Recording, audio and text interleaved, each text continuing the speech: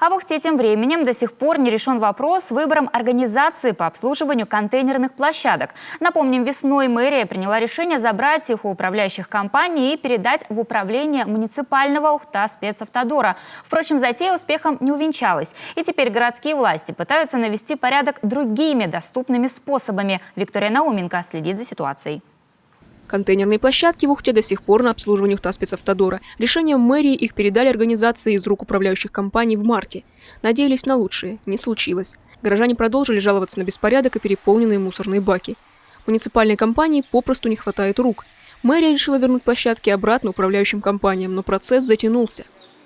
Управление жилищно-коммунального хозяйства изыскивало денежные средства на эти цели, но, к сожалению, до сегодняшнего момента денежные средства не найдены.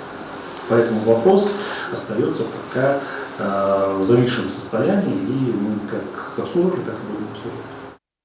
Чтобы урегулировать ситуацию и снизить градус недовольства горожан, управление ЖКХ стали решать проблему другим способом. Увеличили количество бункеров и контейнеров. Как известно, причина беспорядка еще и в банальной нехватке емкостей. Мэрия закупила 16 новых бункеров и 96 контейнеров закрытого типа объемом 0,75 кубометра каждый. Из них 84 контейнера установили взамен старых емкостей. Сейчас предприятию выделены средства на ремонт мест накопления ТКО. Кроме того, мэр Ухты Магомед Османов ранее в качестве решения проблемы предложил доплату дворникам. Даже если один дворник обслуживает 3-4 контейнерные площадки, как мне сказали, они получают там где-то 1000 рублей доплаты. Мы готовы делать 3000 рублей доплату этому дворнику, для того, чтобы он дальше уже обслуживал. Эффект от принятых мер ухтинцы уже отметили. Впрочем, мнения все же расходятся. Здесь в последнее время чисто. Вот здесь, да, Кирилл? Вот покрасили, сделали новые эти самые, ящики, хорошо. Дворник у нас хорошая сейчас, Татьяна, чистенько убирается, ничего не скажем. Хотелось бы лучше. Обслуживание еще не на таком уровне.